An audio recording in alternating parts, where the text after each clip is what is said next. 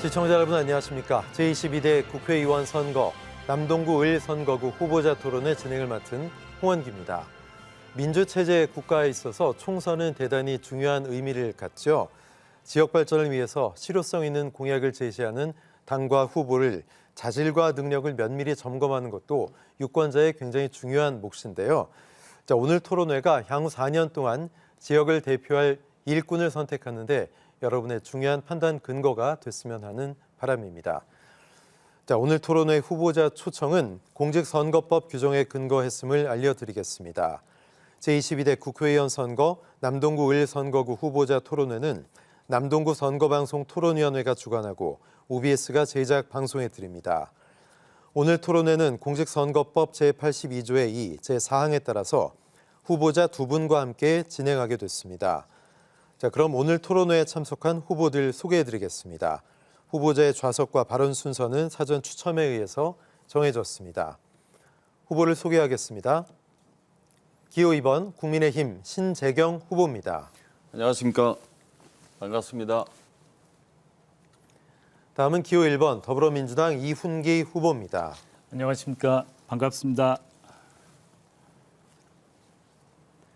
제22대 국회의원 선거 남동구 을 선거구 후보자 토론회 본격적인 토론회에 앞서 토론 진행 방법을 좀 설명해 드리겠습니다. 오늘 토론은 각 후보자의 기조 연설에 이어서 사회자 공통 질문 뒤 후보자 보충 질문과 답변, 후보자 공약 발표 및 검증 토론, 후보자의 주도권 토론, 그리고 마무리 발언 순으로 이어집니다. 발언 시간 안내해 드리죠. 기조 연설은 2분, 사회자 공통 질문에 대한 답은 각 1분 30초, 사회자 공통 질문 답변 뒤 후보 상호 간 질문은 후보별 30초, 답변은 1분 30초입니다. 공약 검증 토론은 공약 발표가 1분 30초, 공약 발표 후 후보 상호 간 질문 30초, 답변 1분 30초, 후보 상호 간 보충 질문도 질문은 30초, 답변은 1분 30초입니다. 자유 주제로 진행이 되는 주도권 토론은 후보별로 각 7분씩 드리고 마무리 발언은 후보마다 2분씩 드리겠습니다. 후보분들은 발언 시간에 아무쪼록 유의해 주시기 바랍니다. 질문과 답변 순서는 사전 추첨에 의해서 현재 좌석의 좌측에서 우측으로 시계 방향으로 진행이 되겠습니다. 22대 국회의원 선거 남동구 을 선거구 후보자 토론회 기조연설부터 시작해 보겠습니다. 시간은 후보자별로 2분인데요. 발언 시간이 엄격히 제한된다는 점 적극 협조 바랍니다. 먼저 신재경 후보의 기조연설 듣겠습니다. 존경하는 남동구민 여러분, 안녕하십니까. 이번 남동구을 국민의힘 후보로 출마한 신재경입니다. 꽃샘추위가 찾아오고 비 소식도 간간히 있지만 이미 개나리와 목련이 활짝 핀 봄이 또다시 찾아왔습니다. 그러나 대한민국의 정치는 아직도 겨울인 것 같습니다. 정치인의 한 사람으로서 대단히 부끄럽고 죄송합니다. 그러나 아무리 추운 겨울이라도 결국 봄을 이기지 못합니다. 정치 역시도 새로운 바람과 인물이 싹을 틔우면 반드시 봄은 올 것입니다. 그래서 저는 올봄이 유난히 기대되고 설렙니다. 겨울 정치를 끝내고 새 봄을 앞당길 자가 바로 저 신재경이라고 생각합니다. 제가 이번 총선에 출마하게 된 이유는 우리 국민들과 남동 구민들을 안녕하게 해드리고 싶어서입니다. 저는 국민들이 안녕하도록 돕는 것이 정치의 기본이라고 생각합니다. 그런데 지금 대한민국의 정치는 어떻습니까? 지난 대통령 선거에서 국민들의 선택으로 정권 교체를 이루었지만 반쪽 정권 교체에 머물러 있습니다. 거대 야당인 더불어민주당의 국정 발목 잡기와 폭주로 국민들께서 선택해 주신 윤석열 정부는 2년 동안 제대로 비전과 국정을 펼 수가 없었습니다. 또 우리 남동구의 현실은 어떻습니까? 남동을 지역은 지난 12년 동안 3번 연속 더불어민주당 국회의원이 독점해 왔습니다. 그러는 동안 어떻게 되었습니까? 많은 현안과 과제가 방치되어 떠나는 남동이 되고 있습니다. 혹자는 잃어버린 12년이라고들 합니다. 저 신재경과 국민의 힘이 바로 잡겠습니다. 파행적인 의회 권력을 바로잡고 우리 남동 지역의 현안들을 확실하게 풀어내겠습니다. 오늘 토론회 끝까지 잘 지켜봐 주시고 부족한 부분이 있다면 양해 부탁드립니다. 경청하고 시정하여 잘 채우겠습니다. 많은 응원과 지지도 부탁드립니다. 감사합니다. 네, 다음은 이훈기 후보의 기조연설 2분간 듣겠습니다. 안녕하십니까. 남동을 국회의원 후보 기호 1번 이훈기입니다. 저는 지난 30년간 신문과 방송 기자로 일해왔습니다. 항상 약자의 편에 서고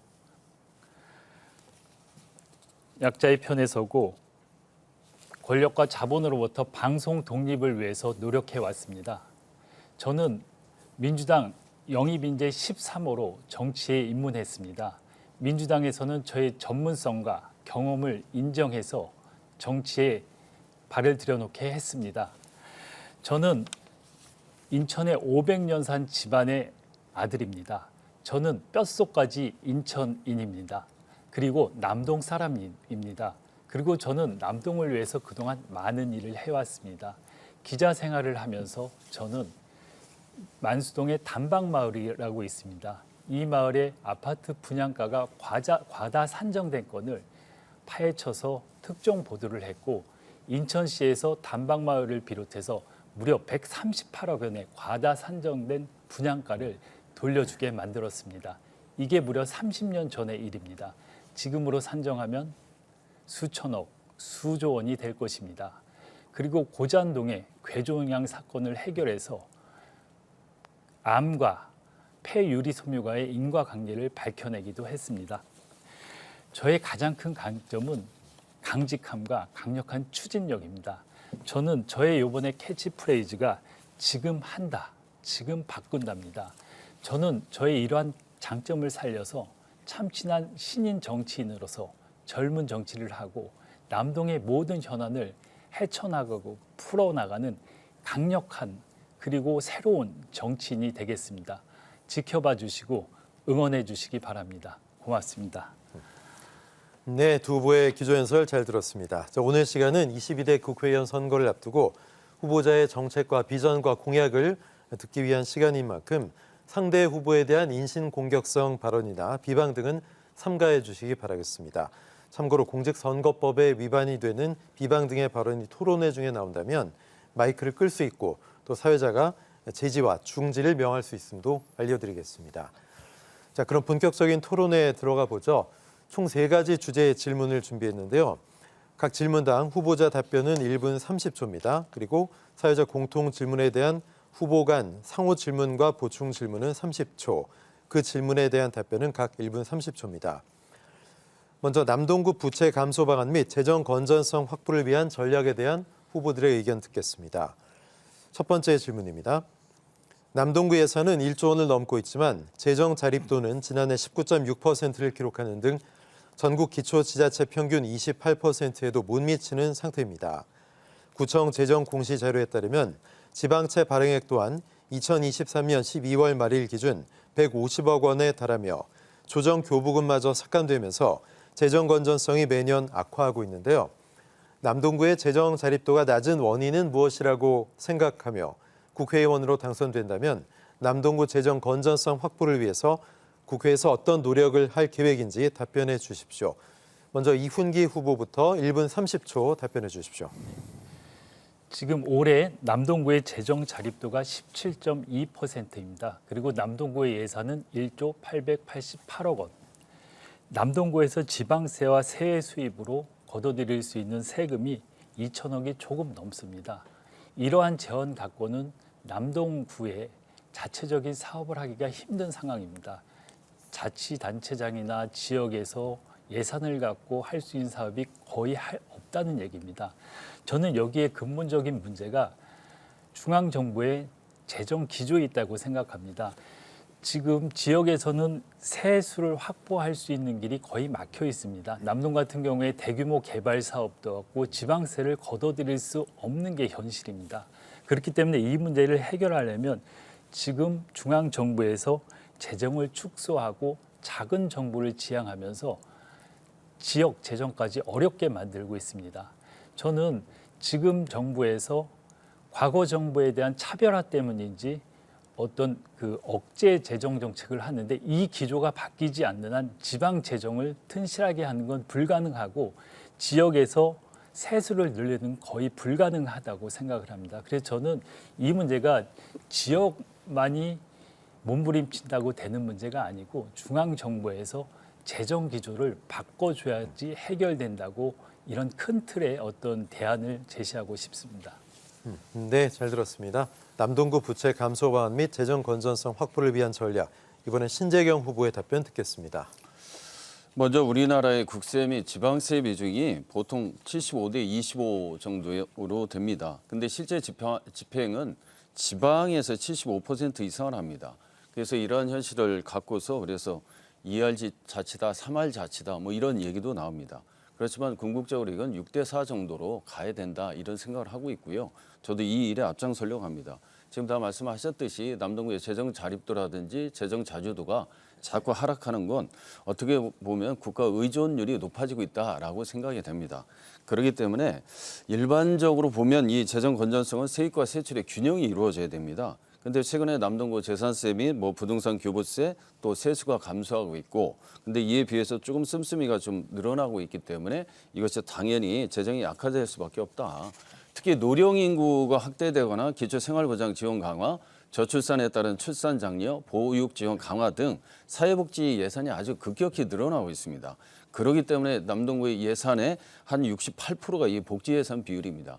그래서 이런 부분을 더 생각을 하기 때문에 오히려 재개발, 재건축을 통해서 재산세라든지 자체 사용을 확대를 하고 살기조와 대차 자원은 남동구를 만들면 세수 증대를 할 수 있고 중복 투자 등의 이런 세출 구조를 하게 된다면 어떻게 보면 이 세원을 조금 더 넓히며 또 재정을 건전화시킬 수 있지 않을까 이렇게 생각을 합니다.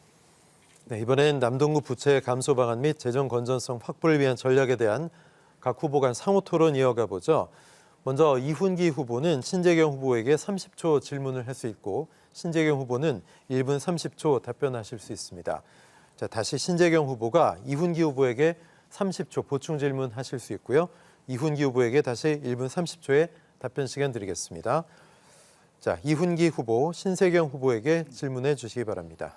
지금 뭐 지방 재정 확충을 위해서 뭐 재건축, 재개발에서 어떤 예산을 확보하겠다고 하셨는데 지금 남동구에 그런 데가 많지는 않은 것 같은데 어떤 지역에 어떤 재건축, 재개발을 통해서 예산을 확보하실 건지 거기에 대해서 좀 구체적으로 말씀해 주시면 좋겠습니다. 재건축, 재개발 같은 경우에는 지금 여러 군데가 많이 있지 않습니까? 예를 들면 저쪽 만수주공 1에서 6단지도 다시 하게 되어 있고 그다음에 저쪽 우신 지역이라든지 그다음에 여러 지역이 있기 때문에 그런 지역을 같은 경우에 만약에 공영개발이라든지 이런 식으로 하게 되면 용적률을 상향한다든지 이런 식의 방법을 하게 되면 조금 더 좀 이런 이익이라든지 이런 걸 해서 지역 주민들로 하여금 좀 부담을 낮추면서 할 수 있지 않을까 이런 생각을 좀 하게 됩니다.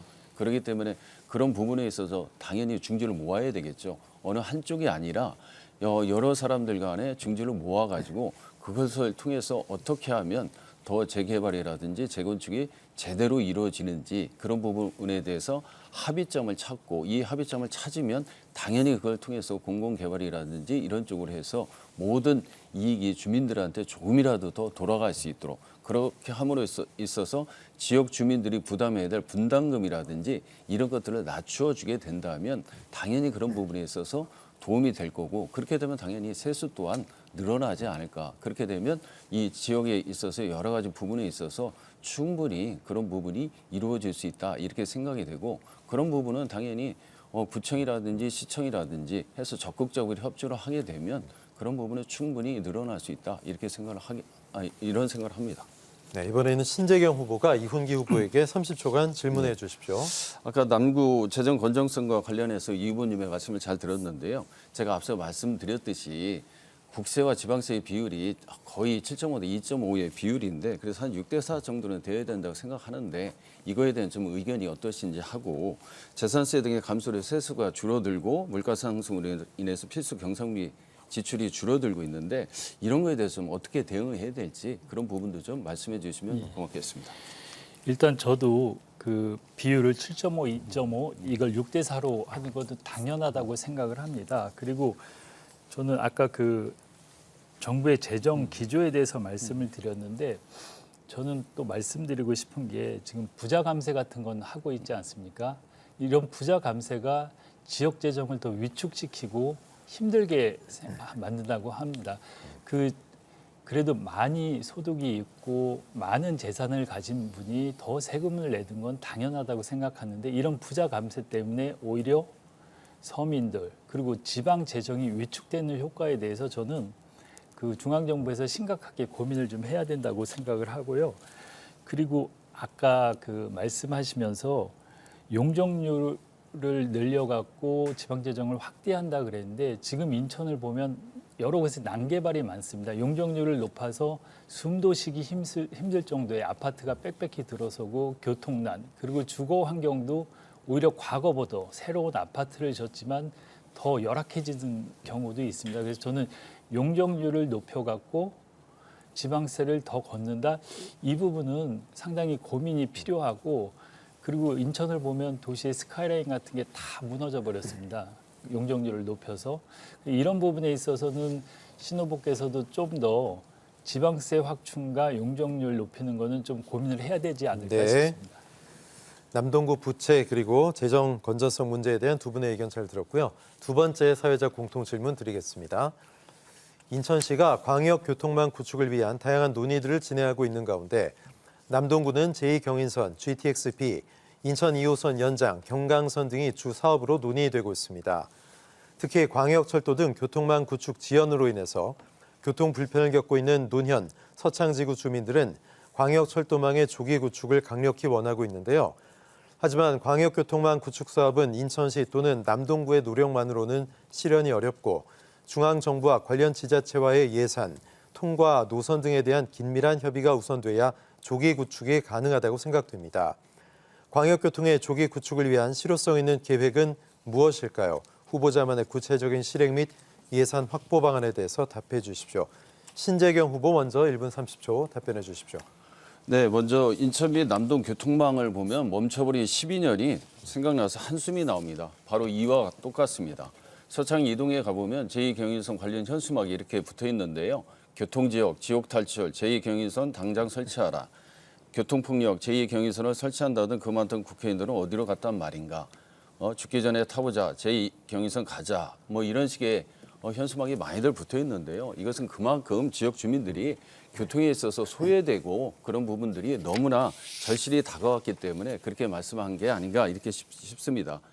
아무튼 인천 지하철 2호선 연장이라든지 제2경인선 광역철도 건설 부분, 그다음에 남동 서창에서 김포간 고속도로 건설 등 철도 관련된 사업이라든지 이런 것들이 정말 이 지역에 원활하게 이루어질 수 있도록 이 접근성을 높이는 것이 가장 중요하다고 생각합니다. 제2경인선 철도 사업이 처음에 재정 사업으로 했다가 이제 민자로 가게 되어 있는데요. 그러다 보니까 여러 지역이 또 소외되는 그런 지역도 있습니다. 서창 1지구가 소외될 수도 있다 이런 이야기들이 있어서 최근에 제가 국토교통부 장관을 만나서 적극적으로 서창 1지구가 2주가 포함될 수 있도록 강하게 건의를 드렸습니다. 아무튼 이 모든 부분에 있어서 지역 주민들이 어느 지역이라도 소외되지 않고 교통의 편의와 이런 것을 혜택을 누릴 수 있도록 모든 노력을 기울이겠습니다. 감사합니다. 네, 잘 들었습니다. 다음은 광역철도 등 교통망 조기 구축 방안에 대한 이훈기 후보의 답변 들어보겠습니다. 그 남동울은 교통 사각지대입니다. 그리고 서창 같은 지역엔 교통섬으로 고립돼 있습니다. 이걸 해결하기 위해서 가장 시급한 게 교통 인프라 구축인데 그중에서도 가장 핵심은 제2경인선입니다. 제2경인선은 2018년부터 민주당에서 의욕적으로 추진을 하고 있습니다. 그런데 구로 기지창 문제로 약간 사업이 지연된 측면이 있고 그렇지만 대안 노선을 마련했고 지금 그 민자 사업으로 추진이 본궤도에 오르기 직전에 있습니다. 일단 2024년 올해 연말까지 민자 적격성 조사가 통과가 되면 2028년에 착공해서 2034년 개통이 가능할 것으로 예상됩니다. 많은 분들이 그런 말씀을 하신 겁니다. 아니 철도 하나 하는데 왜 그렇게 시간이 오래 걸리냐 말씀하시지만 그 철도 사업은 뭐 사전 타당성 조사의 1년, 예비 타당성 조사의 1.5년 여러 가지 절차를 거치려면 보통 한 7년에서 10년이 걸립니다. 그래서 좀 서로 신뢰하고 인내심을 갖고 좀 지켜봐 주셔야 된다고 생각을 하고 이 문제는 당을 떠나서 국힘도 국민의힘도 같이 고민을 해주셔야 되고 대통령께서도 저번에 철도 문제에 대해서 관심을 갖는다고 하셨는데 저는 같이 함께 풀어야 될 문제고 유권자 입장에서도 이걸 바라고 있다고 생각합니다. 네. 자, 이번엔 광역철도 및 교통망 조기 구축 방안에 대해서 후보자 간 상호 토론입니다. 먼저 신재경 후보가 이훈기 후보에게 30초간 질문하실 수 있고요. 이훈기 후보는 1분 30초 답하시고 다시 이훈기 후보가 신재경 후보에게 30초 질문, 신재경 후보는 1분 30초를 답변하실 수 있습니다. 자, 그럼 신재경 후보, 이훈기 후보에게 질문해 주십시오. 며칠 전에 그 맹성규 의원님하고 그 교통 공약에 대해서 공통으로 아마 발표하신 게 있는 것 같은데요. 근데 교통 확충망 관련해서 인천 도시철도 2호선 안양 연장을 추진하겠다고 공약하신 걸로 알고 있는데 이건 제2차 인천 도시철도망 구축 계획 수립의 용역에 이게 포함되지 않았는데 혹시 좀 이걸 어떻게 해서 안양까지 추진하시려는 건지 이에 대해 좀 답변을 해주시면 고맙겠습니다.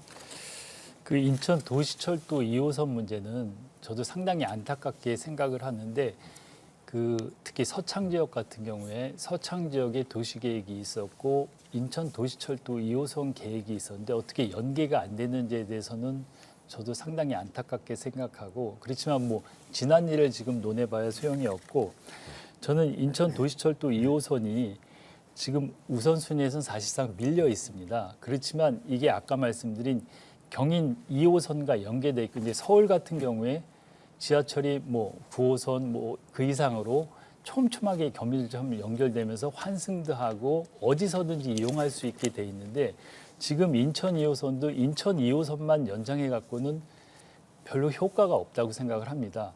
그래서 아까 말씀드린 경인 2호선, 인천 도시철도 2호선, GTX-B 이런 게 모두 같이 연계돼서 서울처럼 거미줄처럼 연계돼야 된다고 생각을 하고 그리고 인천 2호선이 그 남동을에선 가장 문제되는 게 서창 지역이 인천 2호선이 없고 어떠한 교통수단도 없기 때문에 서창 지역 주민들은 서울을 가기 위해서 송내역까지 아침에 출근 버스를 타고 40분 이상 가서 송내역에서 버스를 타고 서울에 가는데 저는 아까 말씀드렸지만 2호선 문제는 독자적으로 해결하기 힘들고 경인 2호선, GTX-B 모든과 연계해서 풀어내야 된다고 생각합니다. 자, 이번엔 이훈기 후보가 신재경 후보에게 질문해 주십시오.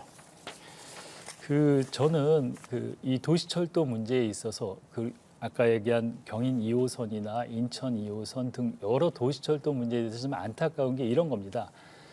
민주당에서 2018년에 시작을 했지만 국민의힘이 좀 소극적이지 않나 철도 문제에 있어서 그리고 이거는 초당적으로 그리고 유권자나 주민 입장에선 당을 떠나서 또 정권을 잡고 있는 지금 정부에서 가장 좀 적극적으로 추진해야 된다고 생각을 합니다. 그래서 전 이 부분에 있어서 어떻게 같이 할지 신재 후보 답해 주십시오. 네, 지금 말씀 주셨듯이 저희 국민의힘은 어느 당보다 정말 이 교통 편의를 위해서 철도 혁명을 위해서 가장 앞서고 그다음에 그것을 강조하고 실천했던 당이라고 생각을 합니다.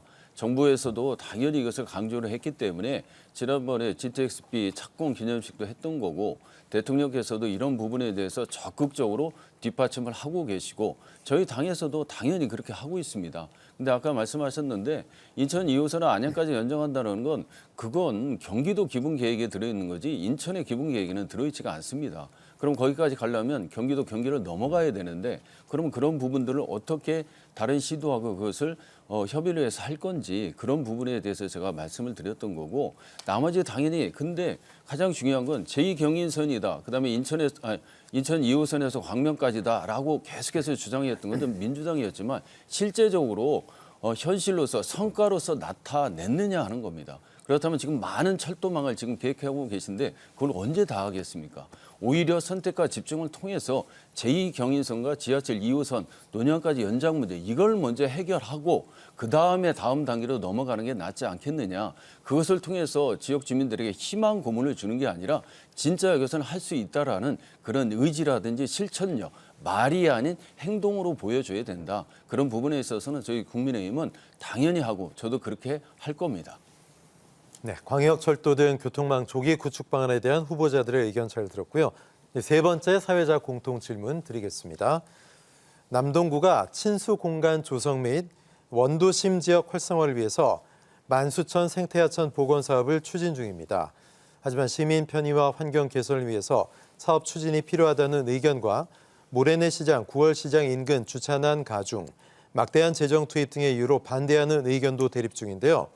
만수천 생태하천 복원 사업 필요성에 대한 후보자의 입장을 말씀해 주시고 찬성한다면 구체적인 실행 방안을, 반대한다면 원도심을 활성화할 수 있는 대안을 제시해 주시기 바랍니다. 자, 먼저 이훈기 후보 1분 30초 답변해 주십시오. 네, 만수천 생태하천 복원에 대해서는 저도 원칙적으로 찬성을 하고 필요한 사업이라고 생각합니다. 가령 청계천 같은 경우에 처음에는 이게 될까? 그랬지만 상당히 성공적으로 청계천은 많은 시민들이 찾고 위안을 얻고 있습니다. 그 만수천도 같다고 생각합니다. 다만 여기서 고려해야 될 것은 주차난 그리고 예산 확보입니다. 지금 만수천에는 393면의 주차장이 있습니다. 이거를 뜯어낼 경우에는 주차장이 턱없이 부족합니다. 이거를 만수천을 이제 해체하면 그 목회를 해체하면 88면의 주차장밖에 확보를 못 하는데 그럴 경우에는 주차난 그리고 교통 혼란, 주변 상권의 붕괴가 우려됩니다. 그렇기 때문에 신중하게 접근을 해야 되고 무엇보다는 그 주변에 만수 1, 2지구 재건축, 재개발과 연계해서 만수천과 주변의 재건축, 재개발을 연계하는 종합적인 어떤 개발이 이루어져야 된다고 생각을 합니다. 그리고 이 만수천 생태하천이 구청장 공약 사업으로 알고 있는데 그렇기 때문에 무조건 빨리 하는 건 절대 안 되고 많은 주민들의 의견과 수기를 거쳐서 종합적으로 하천과 주변의 개발이 연계되는 그런 개발이 돼야 된다고 생각합니다. 네, 잘 들었고요. 만수천 생태하천 복원 사업 필요성에 대한 신재경 후보의 답변 들어보죠. 네, 만수천 생태하천 복원 사업은 90년대에 주변 지역 주차난을 해소한다는 이유로 하천을 복귀해서 주차장 등으로 활용하고 있는 만수천을 생태하천으로 복원하면서 친수 공간을 조성해서 원도심을 발전시키려는 그런 사업입니다. 지금 말씀하셨듯이 최대 관건은 바로 이 사업비 조달과 현재 사용하고 있는 공영 주차장을 폐쇄하고 대체 주차장을 어떻게 마련할 건가라는 겁니다. 사업비 조달은 현재 만수천이 국어로 관리되고 있는데 이를 소하천으로 지정해서 인천시로부터 예산을 지원받는 가운데 환경부 및 기재부 등 관계기관과 협의를 통해서 국비를 지원받을 수 있도록 적극 노력하겠습니다. 폐쇄되는 공영주차장은 만수천 주변의 구월동이라든지 만수동 등 4개 재개발 사업과 연계 시행해서 대체 주차장을 마련토록 하겠습니다. 특히 동보건사업과 연계한 4개 재개발 사업의 공사기간을 맞추기 위해서 민자사업이 아닌 LH 등 공영사업도 한번 검토해 봐야 된다고 생각을 하고요. 이것과 관련해서 소유 토지자들한테 불이익을 주지 않도록 그런 방안도 적극적으로 검토하겠습니다. 또한 복원되는 생태하천 양쪽 주변에 주민들이 휴식 및 운동 또는 문화행사를 개최할 수 있도록 50m 녹지 공간도 조성할 계획입니다. 이런 부분은 당연히 구청 혼자서 하는 게 아니라 시청과 중앙정부와도 협의를 해서 적극적으로 뒷받침을 하도록 하겠습니다. 네, 이번엔 만수천 생태하천 복원 사업 필요성에 대한 후보자 간 상호 토론입니다. 먼저 이훈기 후보는 신재경 후보에게 30초 질문하실 수 있고 신재경 후보는 1분 30초 답변하실 수 있습니다. 다시 신재경 후보가 이훈기 후보에게 30초 보충 질문 진행하시고 이훈기 후보는 1분 30초 답변하시면 됩니다. 이훈기 후보, 신재경 후보께 질문해 주십시오. 만수천 생태하천 복원하면서 아까 주차장, 대안주차장을 말씀하셨는데 제가 알기로는 거기 대안주차장을 2단으로 하려고 했는데 지반이 약해서 전 불가능하다고 알고 있습니다. 근데 거기에 주변에 대안주차장을 만들 수 있는 부지가 제가 보기엔 안 보이는데 그 주차장을 어떻게 할 건지 좀 구체적으로 좀 말씀해 주셨으면 좋겠습니다. 일단 이 부분은 현재 그 지역이 재개발 지역이라든지 연계가 다 되어 있고 아까 4개 재개발 지역이 있다고 했지 않습니까? 그 지역을 재개발하면서 그 주변에 주차장이라든지 이런 것들을 다 할 수 있도록 일단 9월동 1309-29 1원, 9월 4동 1300-8 1원, 만수 1동 935-1원, 만수 5동 923 1원 등 이렇게 다 4개 재개발 사업 지역이 있기 때문에 거기서 만약에 공영 개발을 하거나 한다면 거기 하는 업체하고 함께 얘기를 하다 보면 당연히 이걸 통해서 좀 공적인 부분이니까 지역 주민들의 편의를 위해서 충분히 할 수 있는 부분이니까 그런 주차장이라든지 이런 것들은 나중에 뭐 기부 체납도 할 수도 있는 거고요. 방법은 다양하다고 생각을 합니다. 그래서 현재 있는 그 주변에 있는 상인분들이라든지 이런 분들이 제일 우려하는 부분이 그 부분이기 때문에 그건 당연히 구청 혼자만의 일이 아니라 시하고 중앙정부에서도 나서서 적극적으로 지원할 수 있는 방안들, 이런 방안들은 당연히 만들어야 되고 그것을 통해서 일절 불편함이 없이 할 수 있도록 그렇게 적극적으로 뒷받침을 하겠습니다. 그런데 그런 부분들은 당연히 일방적으로 추진하는 것이 아니라 당연히 지역에 있는 상인분들이라든지 지역 주민들과 충분한 의사소통을 통해 가지고 어떤 방향이 최적의 방안인지 그것도 당연히 주민들의 의견을 들어서 추진을 해야 된다고 생각을 하고 그것이 첫 번째 해야 될 일이라고 저는 그렇게 생각을 합니다. 네, 이번에는 신재경 후보가 이훈기 후보에게 질문해 주십시오. 저도 마찬가지로 그러면 지금 이런 방향을 통해서 주차장 확보라든지 이런 것들이 제일 중요하다고 말씀을 드렸는데 아까 제가 말씀드렸듯이 그러면 이런 재개발 사업을 위해서 용적률 상향 이런 것도 검토는 해야 되는 게 아닌가 이런 생각을 좀 해봅니다. 여러 가지 검토를 하다 보니까 그러면 이런 부분에서 아까 좀 말씀은 주셨지만 그러면 이 방안에 대해서 그럼 반대를 하시는 건지 그걸 한번 여쭙고 싶습니다. 아닙니다. 그거는 반대라는 게 아니고 그 인천에 많은 난개발이 이루어지고 인천의 미추홀구도 그렇고 서구도 그렇고 엄청나게 많은 아파트가 최근에 들어섰습니다. 근데 많은 분들이 느끼는 게 도시가 너무 답답하다, 숨 막힌다. 그리고 거기 사는 분들이 과연 행복할까? 여기에 대해서는 뭐 제가 어떻게 말씀드릴 수는 없지만 그래도 인천 도시 전체를 좀 스카이라인도 그렇고 좀 품격 있는 인천이 집값이 상당히 쌉니다. 수도권에 있는 위성 도시들보다도 집값이 훨씬 낮은 게 인천입니다. 전 이게 어떤 인천의 개발의 문제라고 생각합니다. 도시계획을 그리고 도시를 어떻게 아름답게 꾸밀지 충분히 고민을 하고 도시계획을 세우고 재건축을 하고 재개발을 해야 되는데 무조건 용적률과 수익 여기에 가장 큰 중심을 두면서 이렇게 문제가 발생하고 있다고 생각을 하고 그래서 저는 용적률을 높이는 것도 중요하지만 용적률을 조정하면서 그 아파트의 가치나 품격을 높여서 거기 사는 분들의 자산 가치를 더 높여주면 그게 그분들에게도 도움이 되고 인천 전체 남동을 위해서도 더 바람직하다고 생각합니다. 네, 답변 잘 들었습니다. 남동구 선거방송 토론위원회가 주관하는 제22대 국회의원 선거 남동구 을 선거구 후보자 토론에 함께하고 계십니다. 자, 이번에는 각 후보자가 내세우는 정책과 공약을 검증해보는 시간인데요. 후보자별로 공약을 발표할 시간 1분 30초를 드리겠습니다. 이후에 후보자 간 질문과 답변이 이어질 텐데요. 후보 상호 간 질문은 30초, 답변은 1분 30초. 보충 질문의 경우에도 역시 질문은 30초, 답변은 1분 30초입니다. 유권자 여러분께서는 엄격한 잣대로 지켜봐 주시면 되겠습니다. 자, 후보자 공약 발표는 신재경 후보부터 시작하겠습니다. 1분 30초 드리겠습니다. 저는 인천대공원에 대한 공약을 좀 말씀을 드리고자 합니다. 인천대공원은 관모산 일대에 걸쳐 있으며 소래산 줄기의 상하산과 거마산을 끼고 있어서 도심 속에서 농촌 풍경을 만끽할 수 있는 아주 좋은 곳입니다. 연간 400여만 명의 시민들이 맑은 공기를 마음껏 마시며 자연을 즐기고 학생 등이 교육 및 체험 현장으로 활용되는 등 당초 기대를 충족하고 있다는 평가를 받고 있습니다. 그런데도 불구하고 일부에서는 인천대공원의 규모에 비해 볼거리와 즐길거리가 부족하다고 지적합니다. 그래서 일부 시설을 보강하고 기존 시설도 교체해야 한다는 그런 요구가 있습니다. 그래서 저는 가상현실 등 실감 미디어를 활용한 디지털 테마파크를 조성해서 인천의 근현대사를 재현함으로써 시민들의 역사 재인식 및 자긍심을 고취하고 휴식 공간으로 활용할 수 있도록 하려고 합니다.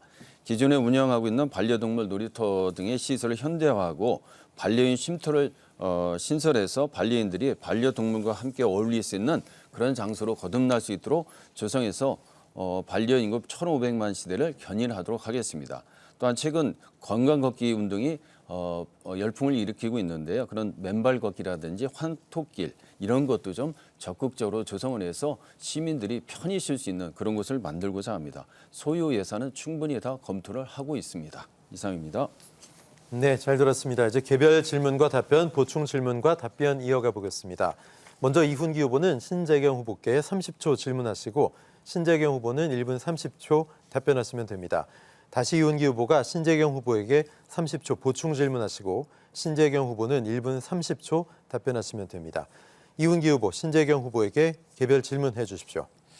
지금 그 공약에 인천대공원 말씀하셨는데 저는 인천대공원이 인천의 랜드마크고 남동을에서 가장 자랑스러운 지역이라고 생각을 합니다. 그래서 거기에 관심을 갖고 계신 게 너무 저랑 같은 생각이 고맙다고 생각을 하고, 근데 인천대공원은 사실 자연공원으로 조성은 돼 있는데 아까 뭐 디지털화해서 뭐 다른 그림을 얘기했는데 저는 이게 자연을 살리는 게 더 맞지 않나 이런 생각이 들거든요.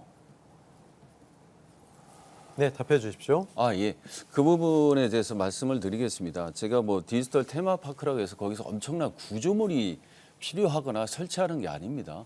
이건 레이저라든지 빛으로 이용을 해가지고 거기에다가 증강현실이라든지 이런 걸 넣어가지고 실현하고 구현을 하는 겁니다. 그렇기 때문에 뭐 엄청난 시설이라든지 구조물이 절대 들어가는 그런 구조가 아닙니다. 저쪽에 통영이라든지 그다음에 제주도 가보면 그런 루나폴이라든지 이런 것들을 보게 되면 야간에 보면 엄청난 관광객들이 몰려들고 있습니다.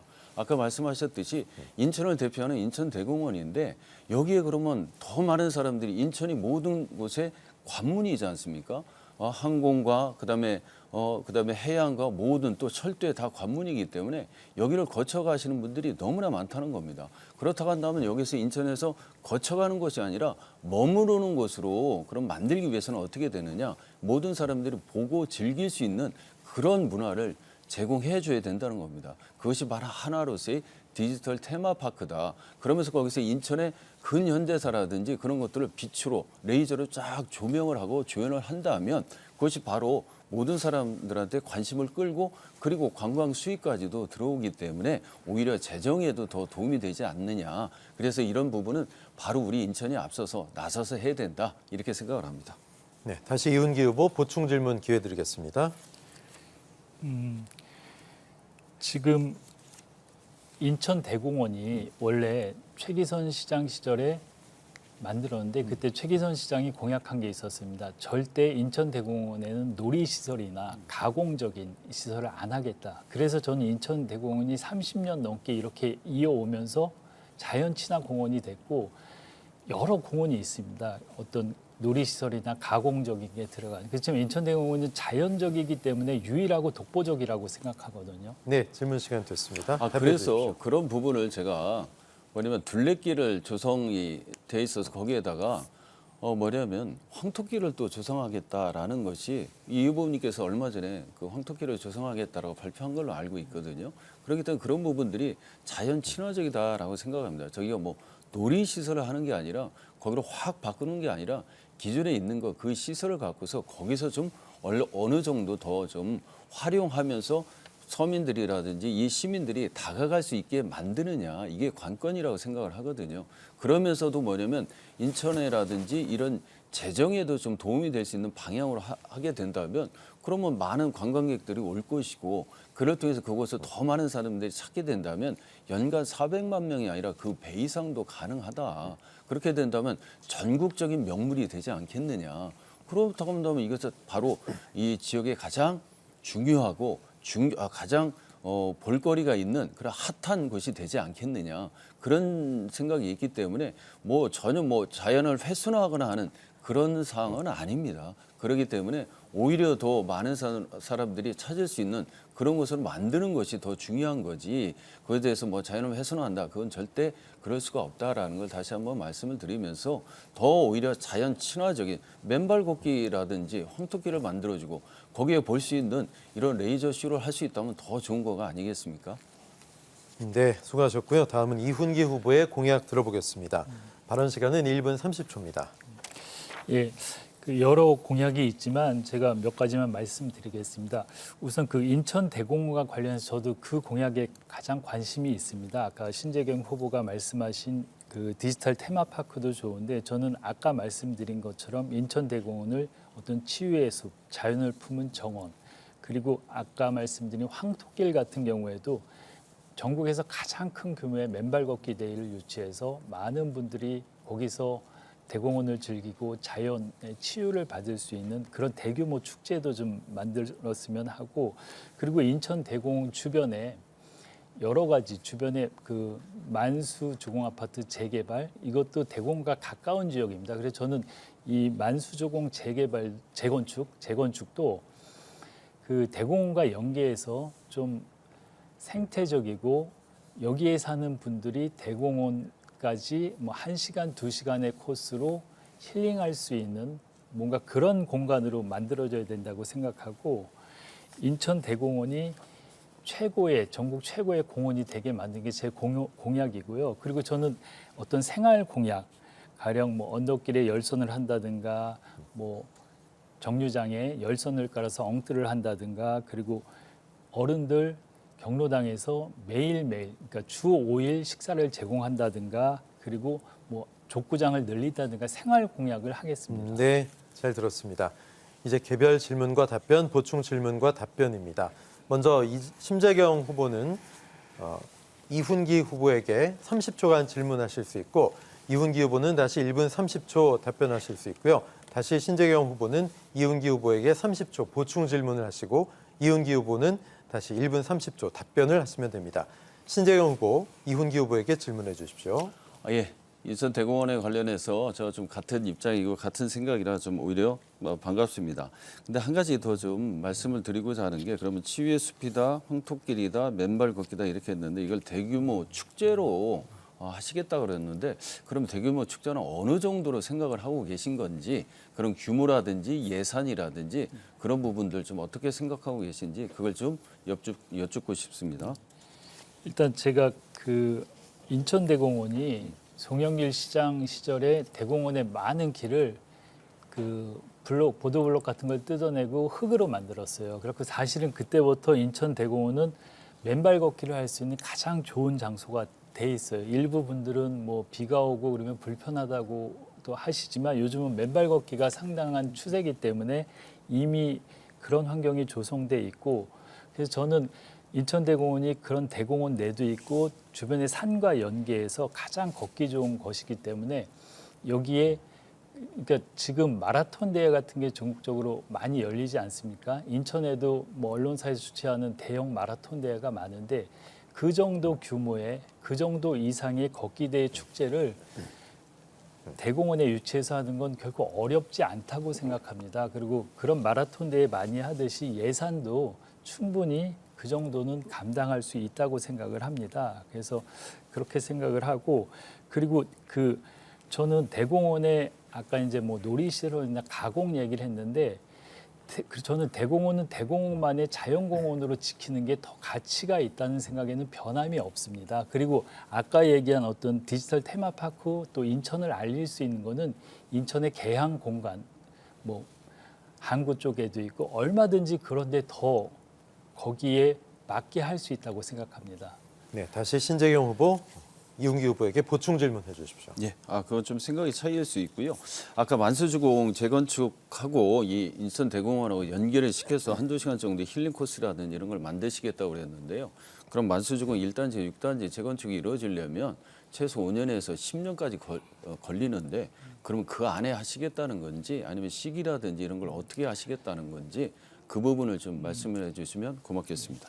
그 만수주공 재건축은 물론 시간이 걸리겠죠. 그리고 저희가 생각하는 것보다 시간이 더 걸릴 수도 있습니다. 과정과 주민들의 의견 수렴 이런 게 필요하기 때문에. 그래서 저는 꼭 그때까지 뭐 마무리한다는 게 아니고 지속적으로 추진하고, 일단 전 만수지구 재건축이 기존의 아파트를 용적률 높여서 짓는 방식이 아니고, 지금 거기가 한 6천, 7천 가구 되는데 그 재건축하면 최대한 15,000가구까지 들어간다고 알고 있습니다. 그래서 그 규모를 뭐 더 줄일 수도 있고, 어디에는 뭐 저층으로 짓고, 그러니까 서로 단지마다 좀 다르게 지면서 그 만수주공의 가치를 최대한 높여서 거기 사는 분들의 자산 가치를 높이고 그래서 주변의 가치까지 올라가고 그런 개발이 돼야 된다고 생각을 합니다. 그래서 그러려면 시간이 많이 걸리고 주민들과의 어떤 논의, 수기 과정,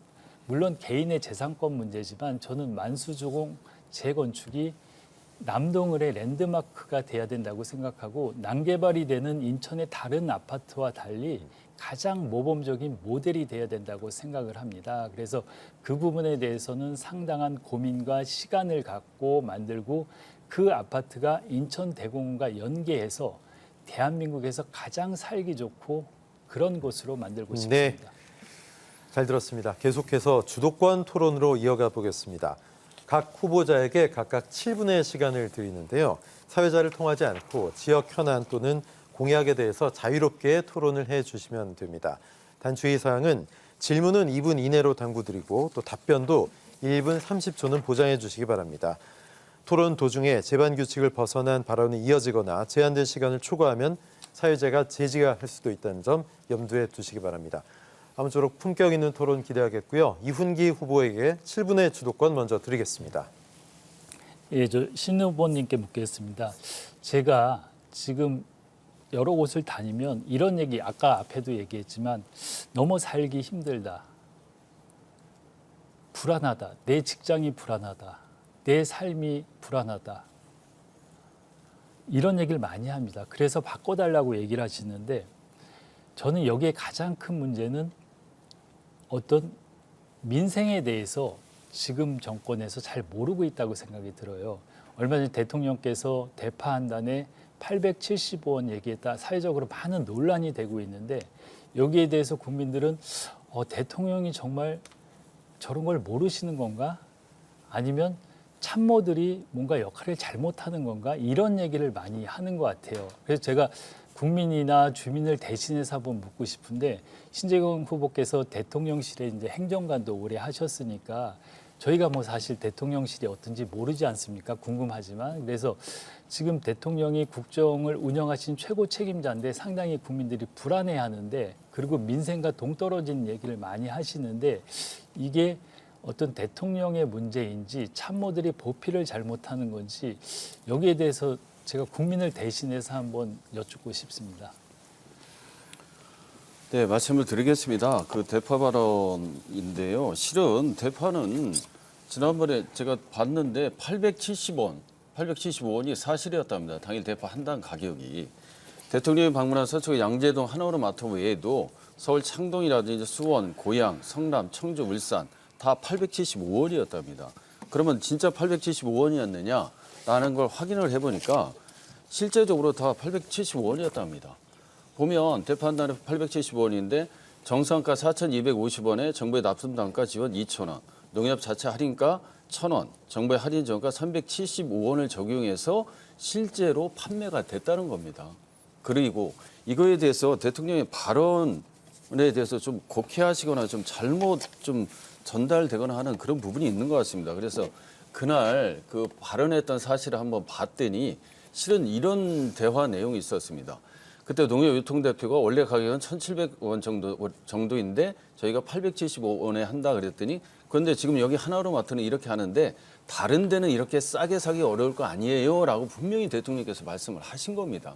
그러면서 쭉 하는 얘기가 그렇다고 해서 여기서 합리적 가격이다라고 얘기한 것이 그 875원 자체의 가격이 합리적이다라는 얘기가 아니라 이런 할인이라든지 이런 것을 통해서 이렇게 하니까 그러면 그런 정도로 한다면 이게 합리적인 거 아니냐 이렇게 얘기를 한 것이고 그리고 누구보다도 대통령께서는 직접 요리를 하시는 분이지 않습니까?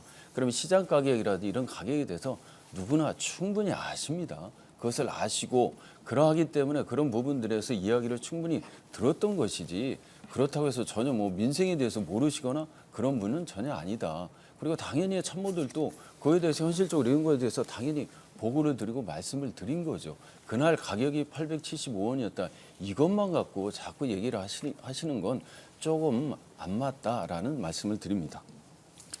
예, 지금 제가 그날 마트에 가서 대파를 샀어요. 한 단에 3,900원 주고 샀고 그날 페이스북에 제가 올린 게 있습니다. 그리고 그 다음날 창대시장에 갔는데 거기 3,500원에 팔았는데 원래는 4,000원, 5,000원 하는 걸 좀 싸게 판다. 그래서 그건 좀 더 확인을 보셨으면 좋겠고요. 그리고 제가 언론 분야에 오래 종사했고 언론에 관심이 많은데 지금 정권의 언론 정책을 보면 방송통신위원회, 방송통신심의위원회는 어떤 방송통제기구, 검열기구로 전락해 있어요. 이거는 방송 독립을 위해서 역할을 해야 되는 기구인데 그리고 그 뭔가 좀 일을 하려는 기자들은 고소고발을 당하고 압수수색을 당하고 소송을 당해서 경제적으로 심리적으로 피폐해지고 그리고 명품백 문제라든가 이런 거는 저희 주류 언론에서 거의 보도를 안 하고 외신을 통해서 알고 있어요. 이거는 우리가 독재 정권 시대나 있던 일이에요. 우리 언론이 보도를 안 하니까 외신을 통해서 우리의 소식을 들었는데 지금 그런 현상이 벌어지고 있고 아주 처참한 언론 현실이라고 생각을 하는데 신재경 후보께서는 우리 언론의 자유가 어느 정도 있다고 생각을 하는지 그리고 아까 얘기한 통신위원회나 방송통신심의위원회 이런 상황에 대해서 어떻게 판단하시는지 한번 듣고 싶습니다. 네, 의견 잘 들었습니다. 일단은 그 부분에 대해서는 저하고 좀 생각이 다르다라고 말씀을 드릴 수가 있겠고요. 근데 한 가지 정권이 바뀔 때마다 이 방송 부분에 있어서 항상 언론 부분에 있어서 논란이 되는 것이 어떻게 보면 정말 너무나 안타깝습니다. 그런 부분에 있어서 정권을 잡았다 해서 자기에게 유리하게 한다든지 그런 것을 인위적으로 한다든지 이런 건 당연히 안 되겠죠. 그렇지만 그러면 전임 정부에서는 제대로 했느냐 그런 부분을 질문해보고 자문해 본다면 오히려 퀘스천 마크입니다. 예를 들어서 한상혁 전 방통위원장 어떻게 했습니까? TV조선 뭐 승인 문제, 재승인 문제 갖고서 점수를 다 조작해가지고 다 형사처벌을 받았지 않습니까?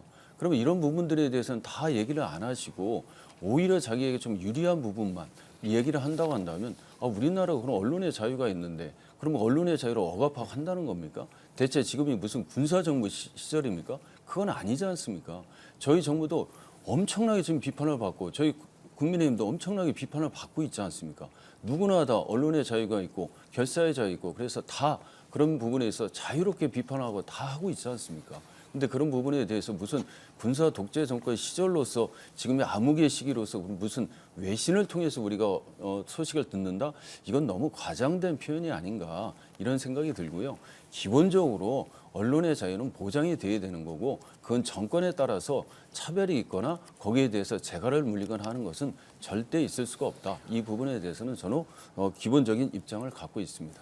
그 대통령께서 가장 기본적인 공영방송을 지키기 위한 방송 3법에 대해서 거부권을 행사하셨어요. 그 만약에 제가 국회에 간다면 그 법을 가장 먼저 다시 입법해서 통과시키고 싶은데 공영방송을 정권이 도구로 사용하겠다고 읽히고 있거든요. 그런 정책이라는 게 그리고 대통령의 그 거부권 행사가 여기에 대해서 좀 말씀해 주셨으면 합니다. 네, 지금 3분 정도가 남았는데 주도권 7분이 지났기 때문에 답변은 신재경 후보 주도권 사용하시면서 두 분께서 말씀 나누시면 될 것 같고요. 이번에는 신재경 후보에게 7분의 주도권을 드리겠습니다. 네, 아까 그 부분에 대해서는 후미에 좀 말씀을 드리겠고요. 제가 준비한 좀 질문을 먼저 좀 드리겠습니다. 우리 국민의힘은 깨끗하고 투명한 정치 문화를 만들고 국민들의 눈높이에 맞는 정치를 실현하기 위해서 정치 개혁을 약속했습니다. 가장 핵심적인 거로 불체포 특권 포기, 금고 이상 형 확정 시 세비 반납, 당 귀책으로 인한 보궐선거 무공천, 국회의원 정수 감축, 정치인의 출판 기념회 등을 통한 정치자금 수수 금지 등 국민의 정치개혁 열망을 반영한 매우 적절하고 꼭 필요한 공약이라고 생각을 합니다. 고 이건희 삼성그룹 회장이 우리나라의 정치를 사류라고 질타한 지 30년이 지났지만 민주당 소속 국회의원 특히 이재명 대표의 방탄국회, 거대 야당의 국정 발목 잡기와 입법 독재로 얼려진 21대 국회를 보면 나아지기는커녕 그때보다도 오히려 더 후진적으로 후퇴했다라고 생각을 합니다. 참으로 안타까운 현실입니다. 이러한 우리 국민의힘의 정치개혁 공약에 대해서 민주당을 중심으로 일부에서 대부분 이미 전부터 나왔던 내용이다. 실현 가능성이 없다. 정치 혐오에 기댄 선거용 포퓰리즘이다라는 이런 비판을 하고 있는데요. 혹시 이 후보님께서는 이에 대해서 어떤 생각을 갖고 계신지 민주당과 같은 입장이신지 한번 여쭙고 싶습니다. 아니 저는 그 정치인의 특권 내려놓기 그리고 이건 아까도 말씀하셨지만 민주당이나 어떤 진보 정당에서 계속적으로 해왔던 일입니다. 얘기하고 공약하고 근데 안 지켜진 건 국민의힘 과거에 뭐 한나라당에서 소극적이었기 때문에 아직 안 지켜졌다고 생각을 하고 그리고 한동훈 비대위원장이 이거를 이제 그 가장 중요하게 말씀을 하셨는데 이건 이미 다 나온 거기 때문에 저는 새로울 게 없다고 생각합니다. 그리고 중요한 것은 이 특권 내려놓기나 여기에 대해서 뭐 민주당도 그렇고 국민의힘도 그렇고 서로 합의를 해서 실행하는 게 제일 중요해요. 국민들이 원하는 게 그것이라고 생각합니다.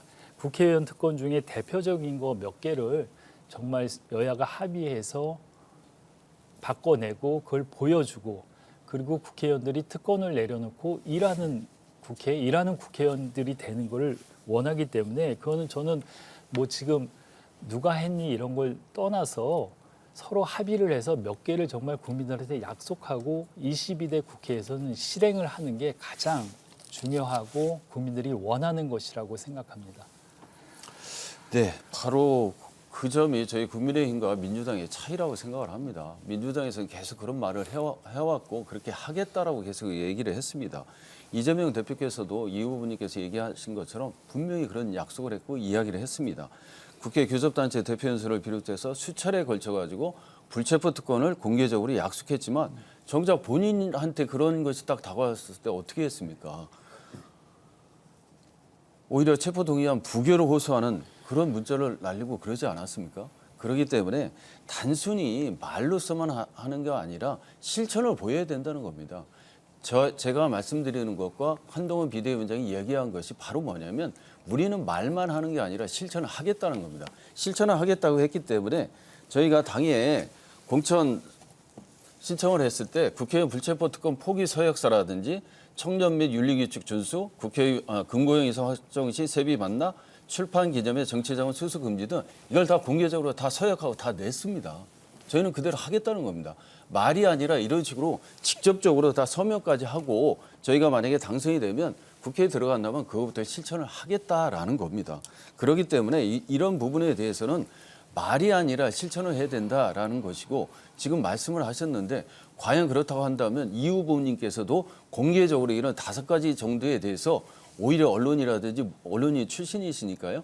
그런 쪽으로 해가지고 공개적으로 의사를 표명할 의향이 있으신지 한번 여쭙고 싶습니다. 당연히 그런 의지가 있고 저는 정치 신인으로서 그리고 또 새로운 정치를 하겠다는 정치인으로서 당연히 그거는 공감을 하고 저는 그 과거 민주당이 내세웠던 어떤 특권 내려놓기를 다시 한번 점검해서 새롭게 구성되는 22대 국회에서 민주당이 가장 선도적으로 어떤 정치 개혁을 하고 할 수 있고 해야 된다고 생각합니다. 그러면 그런 부분에 대해서 그러면 언제든지 그러면 공개적으로 말씀하실 의향이 있으신 건가요? 예, 물론입니다. 그러면 아까 한 가지만 더 좀 현실적인 부분에 있어서 아까 좀 미진한 부분인데요. 제2경인선 문제를 좀 다시 한번 좀 여쭙고 싶습니다. 지금 민주당에서는 계속해서 그 전에 이 지역의 3선 의원을 지내셨던 윤관석 의원께서 19대, 20대, 21대 때 어떻게 약속을 하셨냐면 19대, 20대에는 그 인천에서부터 인천 대공원에서 저쪽 광명역까지 연장을 하겠다고 그랬고 21대 때에는 바로 제2경인선을 착공을 해서 조기에 완성을 하겠다라고 했습니다. 제가 그 공보까지 다 갖고 나왔는데요. 그런 부분을 봤을 때 12년 동안에 서창 지역이라든지 인천 지역, 나머지 우리 남동에 있는 지역 주민들한테는 희망 고문에 지나지 않았다. 제대로 이루어지지가 않았다. 그러면서 특히 제2경인선 같은 경우에는 분명히 서창지구가 통과가 돼야 됩니다. 서창 1지구와 2지구가 분명히 통과가 돼야 되고 운전역을 통해서 아무튼 저쪽 시흥으로 넘어가든지 해야 되는데 어떻게 보면 민주당에서 이야기하는 건 서창 1지구는 빠져 있는 것 같더라고요. 물론 그것이 지금 공개적으로 저도 알 수는 없습니다. 민자업체가 그것에 대해서 어떻게 노선을 제안하고 했는지는 모르겠는데 여기저기 좀 탐문해보고 여기저기 들은 얘기에 의하면 서창 일지구는 빠져 있다 이런 얘기가 있더라고요. 그러면 이런 부분에 대해서 민주당의 입장은 어떤 것인지 그리고 그것에 대한 대안이 있는지 이 부분에 대해서 좀 여쭙고 싶습니다.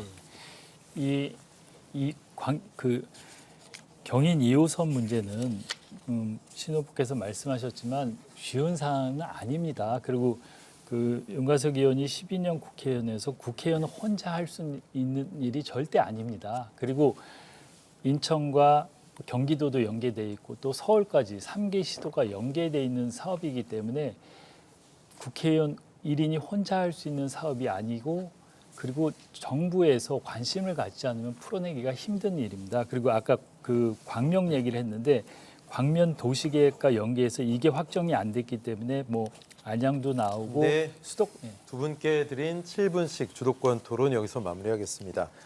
제22대 국회의원 선거 남동구 을 선거구 후보자 토론회 끝을 향해 가고 있습니다. 끝으로 각 후보자에게 2분씩 마무리 발언 기회 드리겠습니다. 이번에도 정해진 순서에 따라 진행해 보겠습니다. 신재경 후보 2분 마무리 발언 부탁드립니다. 남동구을 주민 여러분, 오늘 토론회 어떻게 보셨습니까? 끝까지 토론회를 지켜봐 주셔서 감사드립니다. 또 마지막까지 진지하게 토론해 주신 이 후보님께도 감사 말씀드립니다. 앞서 토론회에서도 보셨듯이 저희 두 후보 모두 우리 대한민국과 국민 그리고 우리 남동구와 구민을 위한 고민과 열정은 기본적으로 크게 다르지 않다고 생각을 합니다. 다만 누가 더 전문성과 능력을 가지고 실천과 성과로 이루어내느냐가 중요하다고 생각합니다. 외람되지만 저는 국회의원이 될 전문성과 인적 네트워크를 갖춘 준비된 후보라고 감히 말씀드릴 수 있습니다. 그동안 국회와 정당에서 현장 정치를 경험하였고 대통령 비서실에서 선임 행정관으로 근무하여 국정 실무를 수행했습니다. 국정과 국회 운영 그리고 입법과 예산 프로세스를 직접 다루었습니다. 이는 우리 남동 발전을 위한 커다란 자산이라고 생각을 합니다. 예행 연습 없이 바로 투입될 준비가 되어 있기 때문입니다. 또한 지금이 바로 우리 남동의 현안을 해결하고 발전시킬 수 있는 절호의 기회라고 생각합니다. 대통령도 인천시장도 남동구청장도 모두 제가 속한 국민의힘 소속입니다. 모두 원팀이 되어 우리 남동구를 획기적으로 발전시키겠습니다. 우리 남동의 발전을 위해서라면 우리 이 후보님의 지혜도 빌리고 더불어민주당과도 머리를 맞대고 힘을 합치고 싶습니다. 이렇게 하여 낙후된 원도심, 떠나는 남동이 아닌 살기 좋은 남동, 살고 싶은 남동을 만들겠습니다. 그리고 과분하게도 500여 시민단체로 구성된 시민유권자운동본부가 29일 이번 총선에 출마한 후보 가운데 좋은 후보 33인을 선정했는데 저도 포함되어 영광이 아닐 수 없습니다. 이것에 꼭 부응하여 깨끗한 정치, 선진 정치를 이루겠습니다. 힘있고 타고난 후보, 저 신재경을 선택해 주십시오. 이 봄에 승리할 2번 후보 신재경이었습니다. 감사합니다. 네, 이번엔 이훈기 후보의 마무리 발언 2분간 듣겠습니다. 네, 사랑하고 존경하는 남동 주민 여러분, 요즘 눈 떠보니 후진국이라고 말합니다. 아까 말씀드렸지만 많은 분들이 너무 살기 힘들다, 바꿔달라, 못 살겠다 얘기합니다. 이번 선거는 정권을 심판하는 선거입니다. 정권 심판이 구호가 아닙니다. 정권 심판이 이제 나의 일이 됐습니다. 많은 국민 유권자들은 내가 더 잘 살기 위해서 내 가정이 내 가정 경제가 파탄나지 않기 위해서 우리나라가 추락하지 않기 위해서 우리나라가 다시 선진국으로 가기 위해서 이번 선거를 기다리고 있습니다.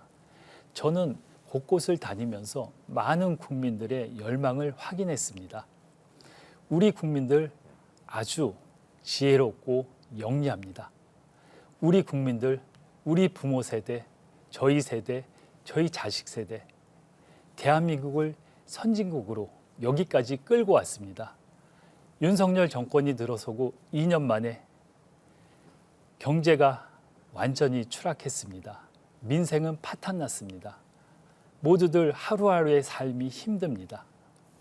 이번 선거는 정권을 심판하면서 내 삶을 다시 찾는 것입니다. 뼛속까지 인천 사람인 이윤기, 인천 남동을 바꾸겠습니다. 제 캐치프레이즈처럼 한다면 하고 바꾸겠습니다. 저는 민주당의 영입 인재로 들어온 참신한 신인 정치인입니다. 저의 강점은 강직성과 강력한 추진력입니다. 제가 제 모든 걸 걸고 남동 발전, 새로운 대한민국을 위해서 열심히 뛰겠습니다. 감사합니다. 네, 두 후보의 마무리 발언까지 잘 들었습니다. 자, 시청자 여러분께서는 어떻게 보셨습니까? 제22대 국회의원 선거 남동구 을 선거구 후보자 토론회 중앙선거방송 토론위원회 유튜브에서 다시 시청하실 수 있습니다. 제22대 국회의원 선거 사전투표가 4월 5일과 6일 이틀 동안 오전 6시부터 오후 6시까지 진행이 됩니다. 투표일에 투표할 수 없는 사정이 있는 분들은 누구나 사전 신고 없이 전국의 사전투표소에서 자유롭게 투표하실 수가 있습니다. 투표소에 갈 때는 주민등록증이나 운전면허증, 여권 등 국가 공공기관에서 발행한 생년월일이 기재되고 사진이 첨부돼서 본인임을 확인할 수 있는 증명서를 지참하시면 됩니다.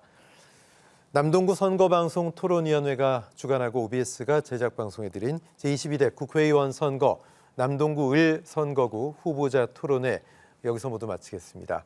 토론에 임해주신 두 분의 후보께도 감사드리고요. 시청해주신 여러분 고맙습니다.